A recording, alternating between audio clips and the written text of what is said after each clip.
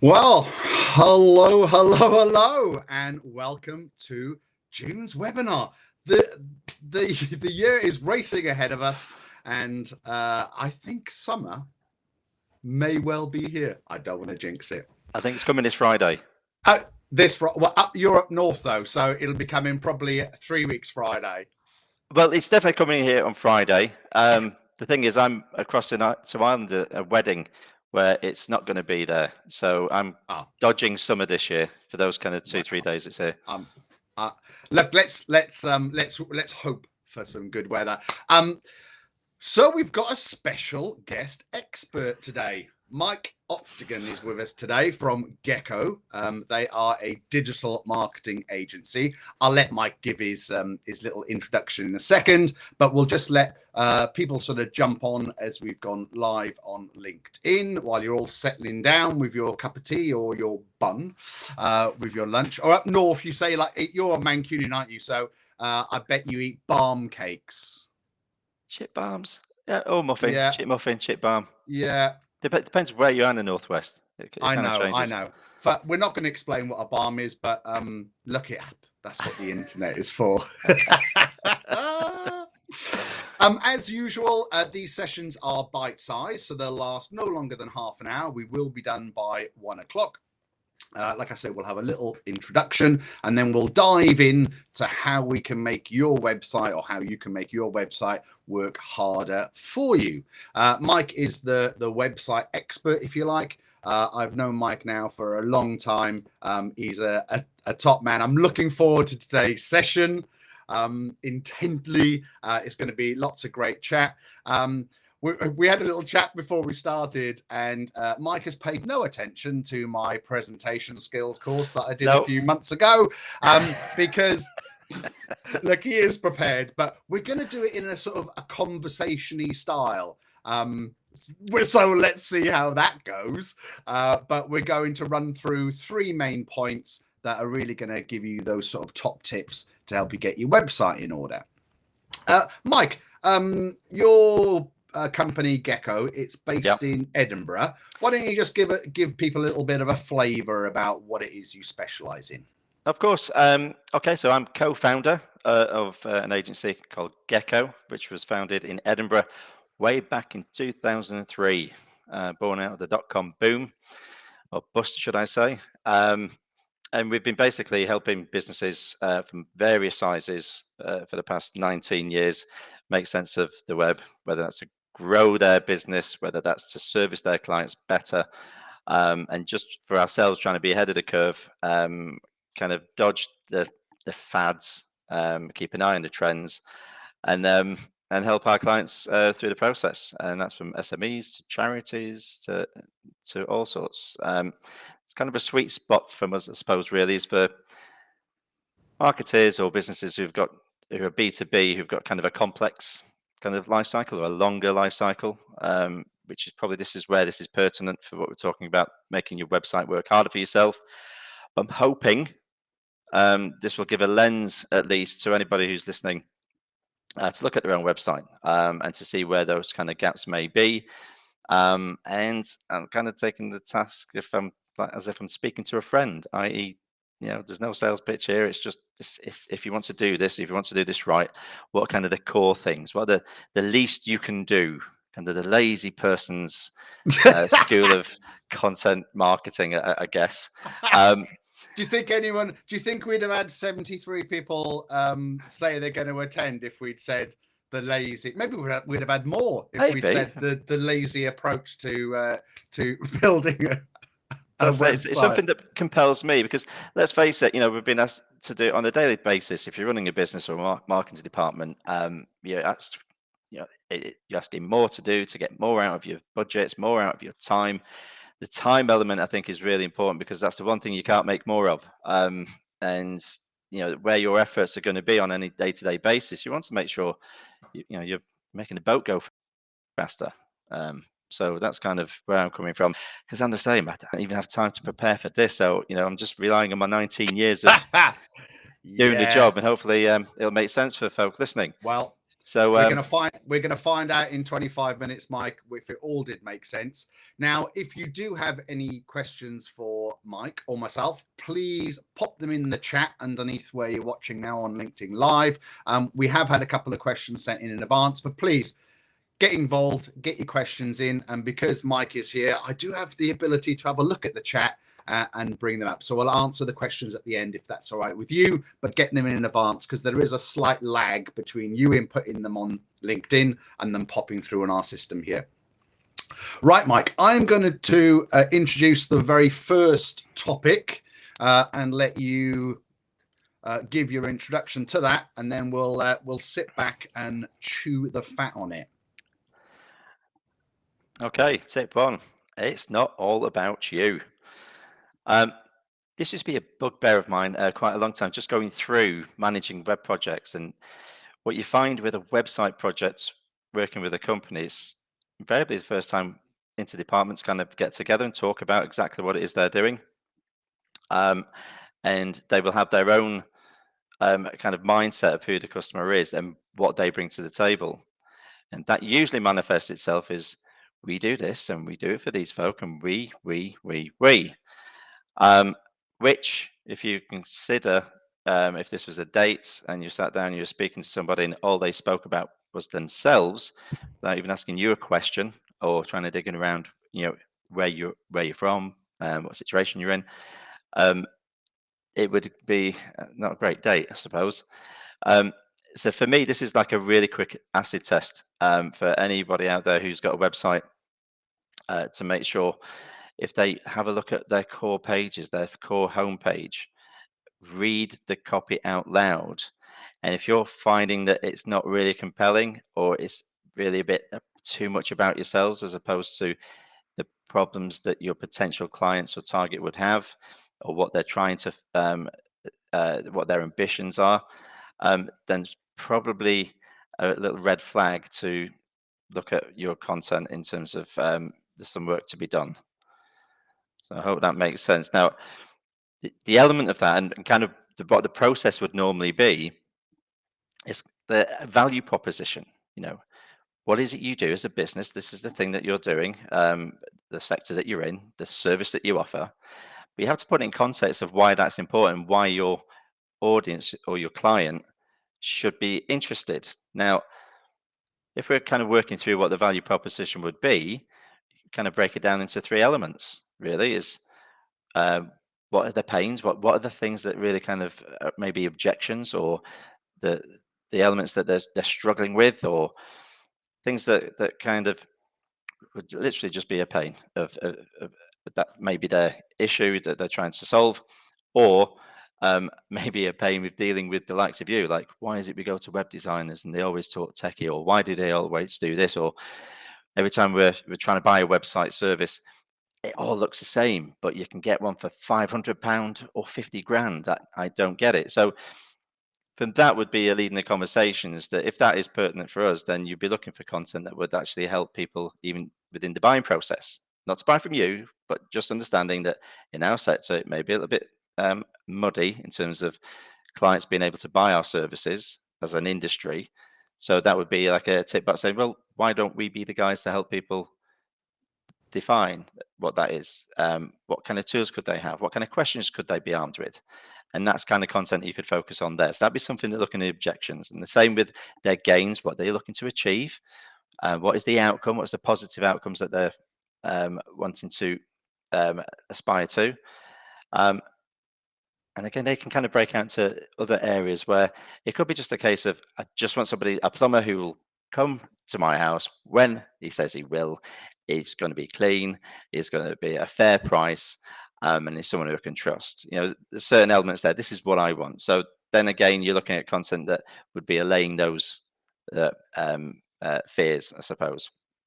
I think, Mike, with this, certainly people that offer personal services, and I'd put my hand up to this.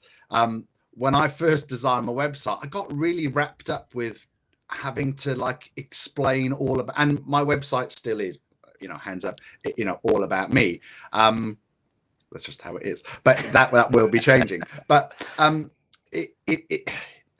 you think that that's what people want to know when actually they're visiting your website because they're searching for something, right? Yes, you are a part of that, and yes, they want to understand if you can offer those things, but they're not. Their first thing is they're not interested in you.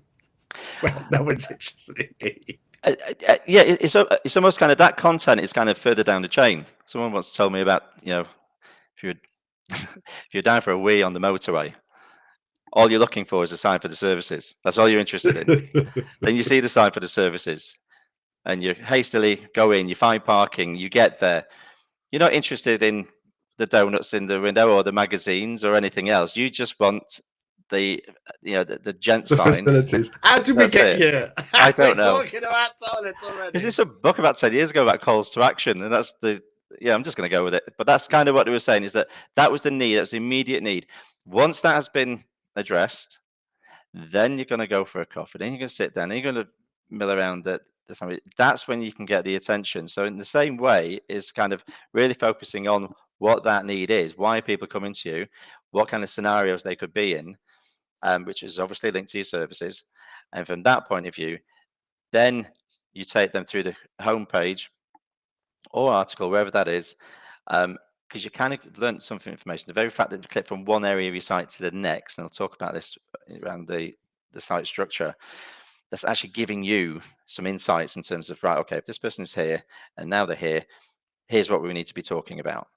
And if they're here further down the chain, or they're looking at other areas of the page, that's when you're talking about the credibility, the case studies, the problems you've solved for other clients. That's kind of the social proof. Once you're in the mind that you can solve my problem, or at least you say you do, I feel that this is the right company to reach out to. But that on that is, well, how can I trust you? Ultimately, that's exactly what it is. So those trust factor content pieces, they sit in a little bit further away, easily accessible, of course, but it's not what you lead in with. Yeah. So I guess we're saying to people, look at your website critically and try and put yourself in the eyes of the visitor rather than in your own shoes, trying to. I think it is, because the services you offer, they're solving problems for your clients. So be more explicit about the problems that you're solving. Yeah. And I think that's it, because right across the board, all the services if you're a website designer, there's going to be a set of services that you actually offer, like every other website designer. That's not differentiating what it is. It's that kind of connection with, actually, you get me, I have this problem, and actually this actually does happen. So that's, I would say, is the first instance from that. It's not about you. That lens to look at your site, review your site, go to your core pages, whatever that is. And if you find it's talking a little bit too much about what you do as a service in like old school brochure sense, then there's an opportunity there to review that and just turn that around, be a little bit more kind of focused on the actual problems your clients are trying to solve, and then see how you can play with the headlines, play with the copy, or whatever that is. I think this leads us very nicely on to tip number 2, Mike. It does. I'm going to say to you, if you could nudge yourself over to your left a little bit, you're going to fit in the shot nicely.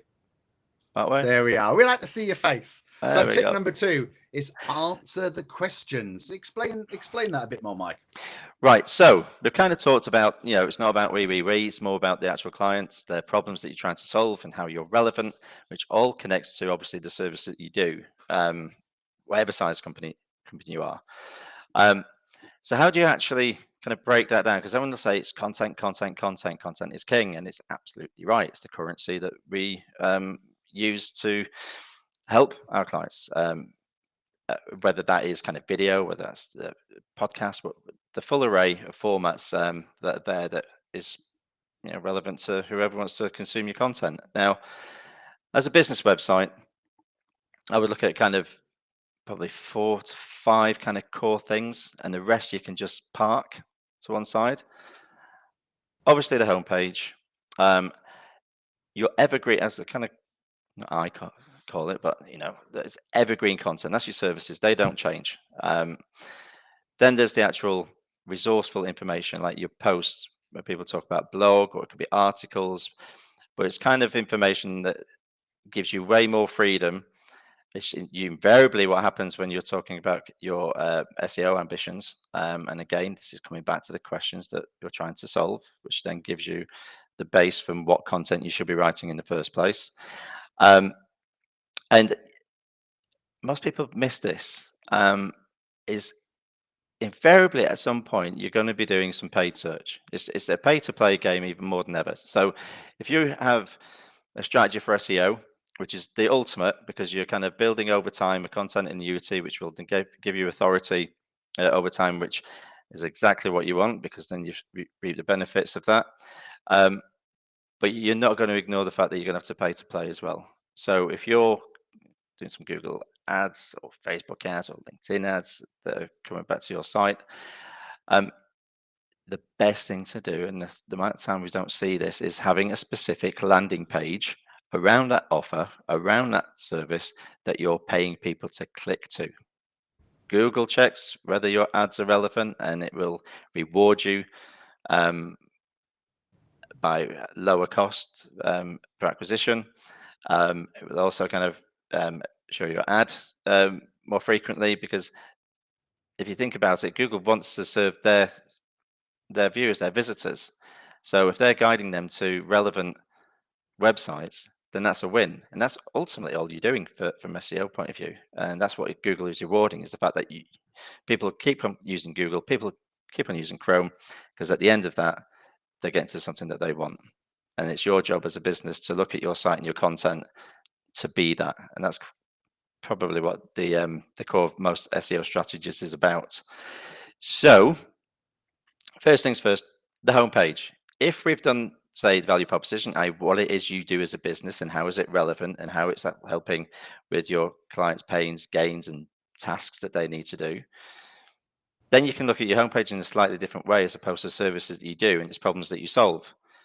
Now, the other benefit of that is that, one, in terms of your homepage being a bit of a gateway, it's giving you insights in your Google Analytics in terms of, right, okay, well, out of all the traffic that's come to our site, 30% have kind of gone through this way, 10% have gone there, 3% have gone in the other way.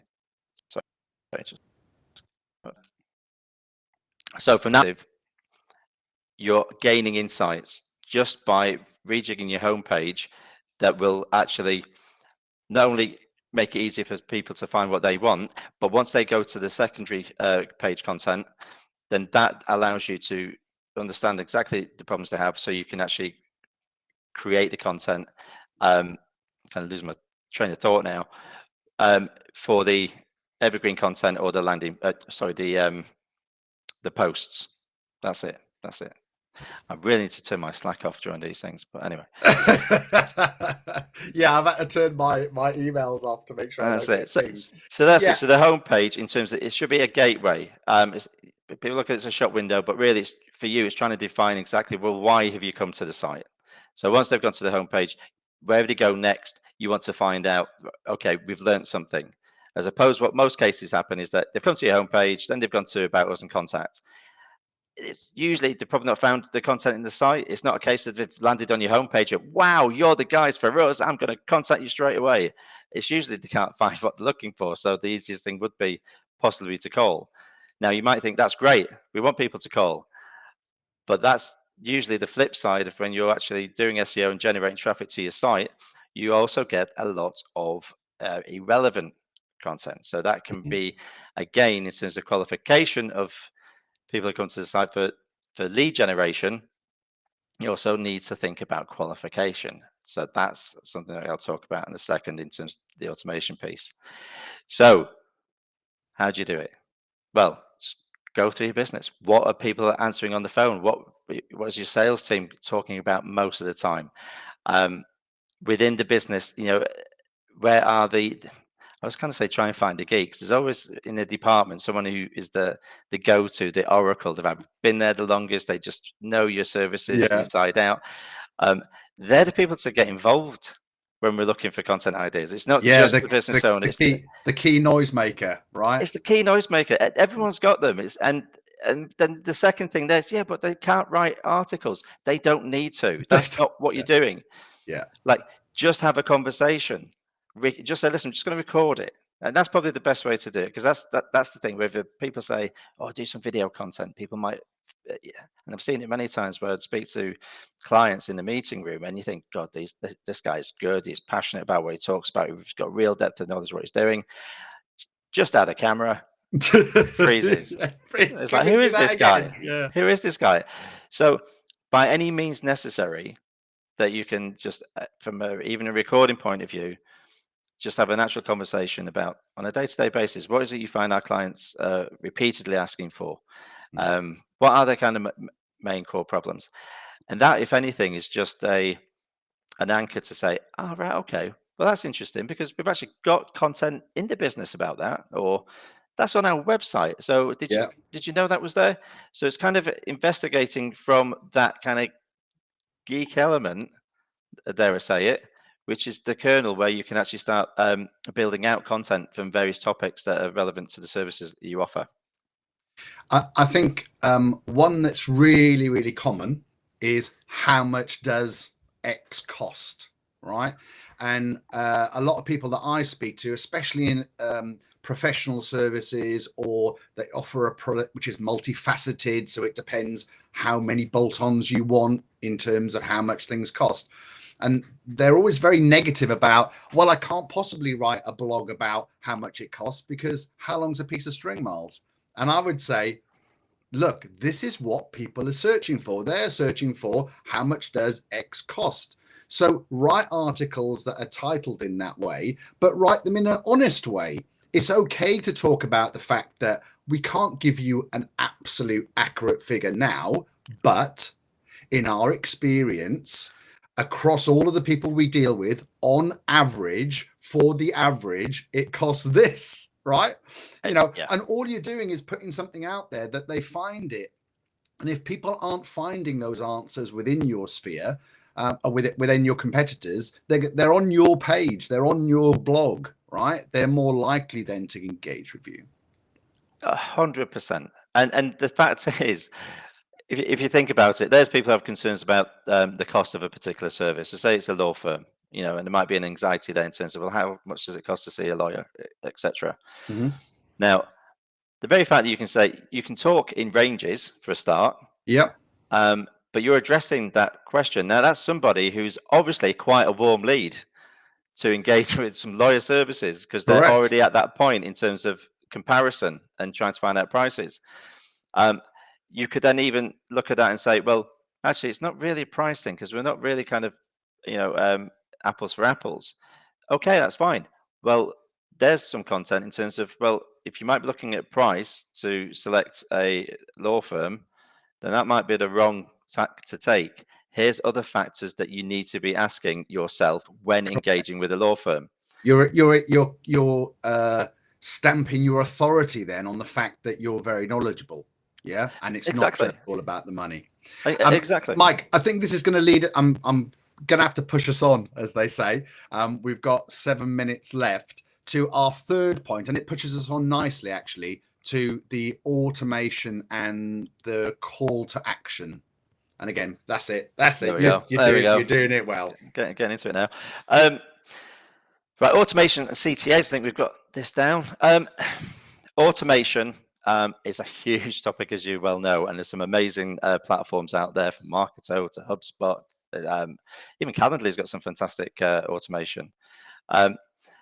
However, I pull that right back. I think really it's almost about being automation ready, and understanding, well, at its very least, what is the piece that I know I can automate that's not going to give me a false sense of security that I've got this all figured out and my leads are coming in and they're going to the right place. Now, what I mean by that is that if we look at, again, reiteration of the value proposition of who you are, what you stand for, which is connected to your clients' pains, gains, tasks that they need to do.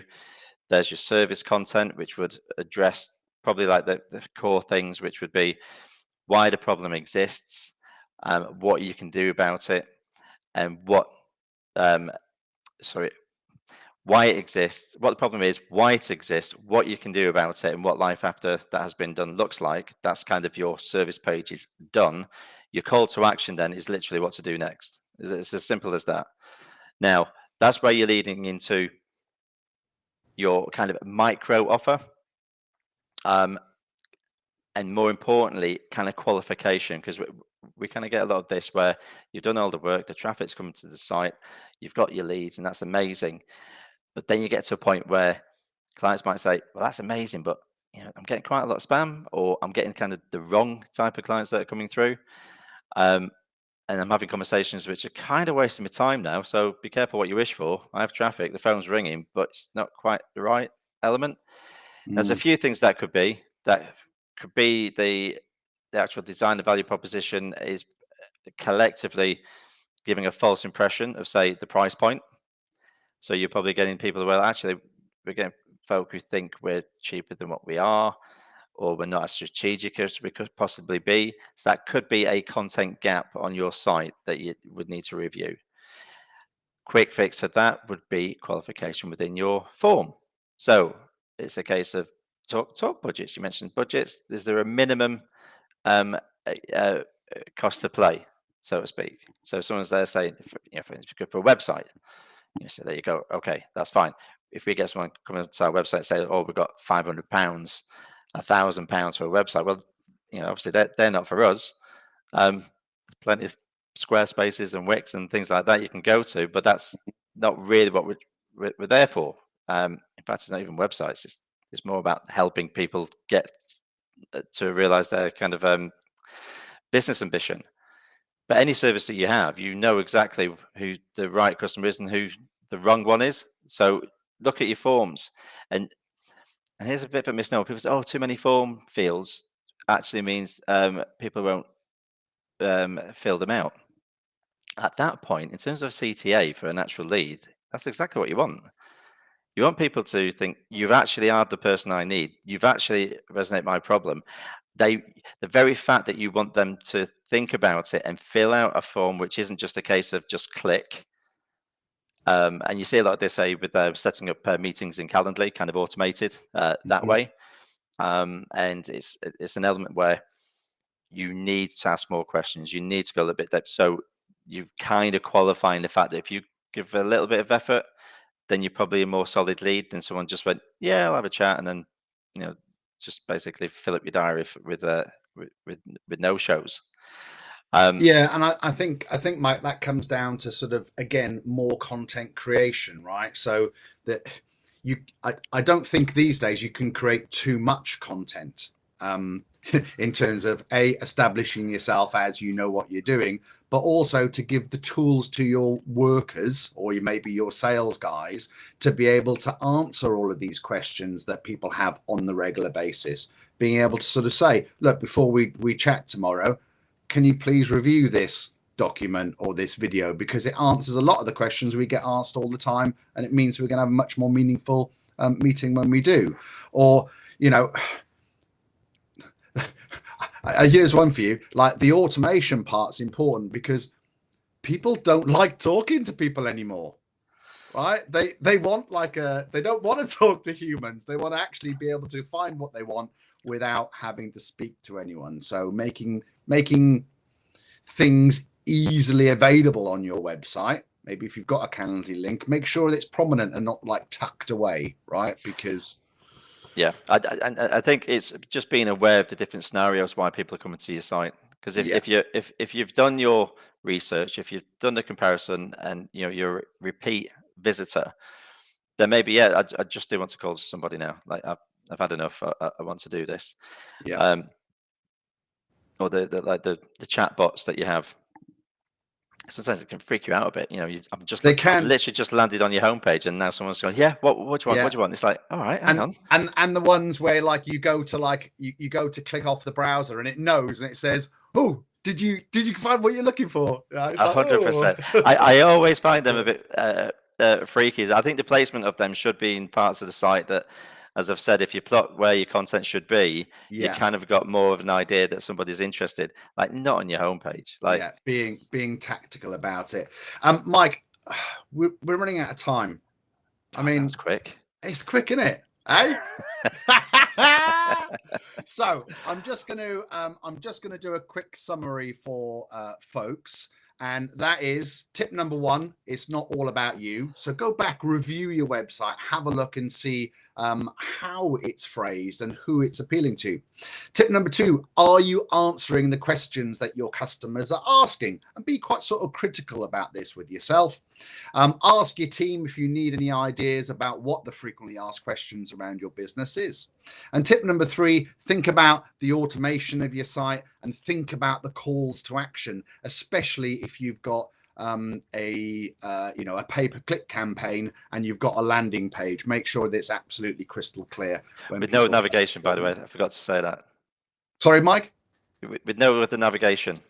Yes. That's the whole point. One call to action, yes, no navigation. Yes. No navigation. Support away. your paid campaigns. Absolutely.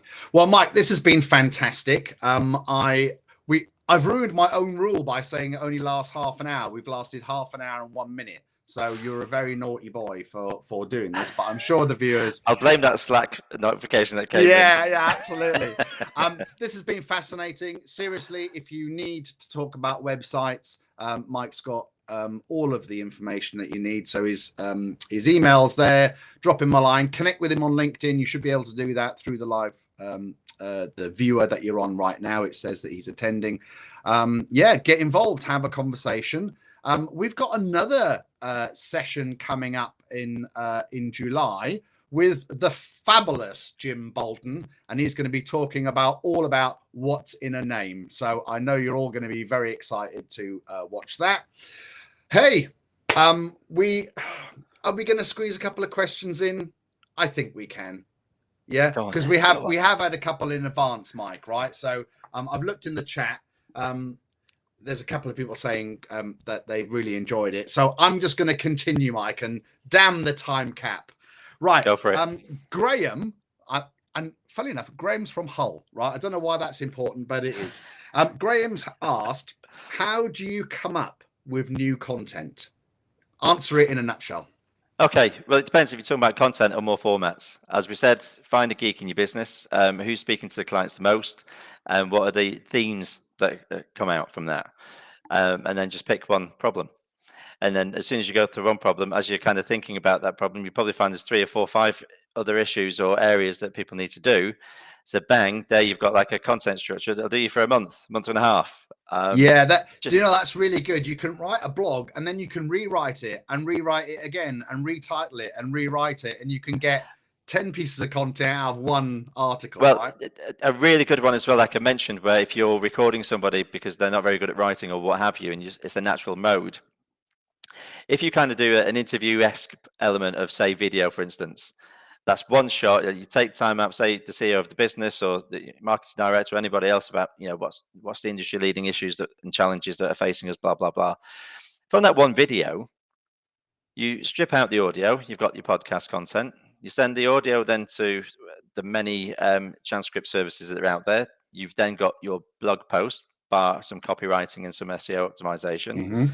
Then you've got from that, in terms of the breakdown of the 3 minutes, you can chop up the video. You then have your social content along with your Twitter content. So from that one hit, you could have a 2 months worth of content in multi-format. So that's probably it's a great answer.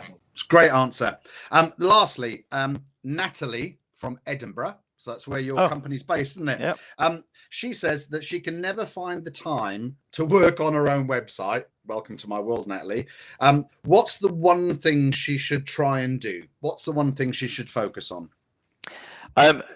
Now, I would probably look at your homepage and your services content, because that's the evergreen. That's the element that's going to be there, and that's probably the easiest that you could improve on. If you consider we're talking about, your blog post or your kind of resources content, as we've said, it's quite a lot in depth, and you can think of things to say and write about, etc., etc. But the actual services pages, if you just look at that with that kind of 5 lens of, what is the problem, why does it exist, what you can do about it, and what you can, what the future looks like, it's probably the easiest thing to do, because you know the service that you do, and you know those answers. So it'd be probably just more a case of looking at your site. One, how can that improve? And then within those service pages, where's the proof, social validation? Have you got any case studies? Yeah. No. Get your case studies. Forget about your blog post. Yeah. Get your case studies. I'm wondering whether Natalie from Edinburgh is me. I mean, listen, like, it took us about This is good. This is good. I'm writing this down. Oh, listen. Well, there's agencies that just do case studies. Like it's a problem because they're so important for that very kind of validation. You know what? I've seen in the chat, Mike, that Timia has she's said some lovely words. But I was with her last night at a networking event, and she was like, Miles, get your case studies up there. And I was like, oh well, I don't really want to sort of show off. And she was like, it's not showing off, you have to. So anyway, that's sort of apt. Right. We have run over. I'm going to slap myself on the wrist, but I think it's been worth it, Mike. Thank you so much indeed. Absolute pleasure. Coming on today and giving us your time. I mean, I'm going to say it's good night from him. Oh, we've got the glasses, haven't we? It's good night for me. There's so many young people are like, what are you going about? Mike, thank you so much indeed for your time. And until next time. You're very welcome. Thank you very much. Cheers, Miles. Take care. Bye-bye.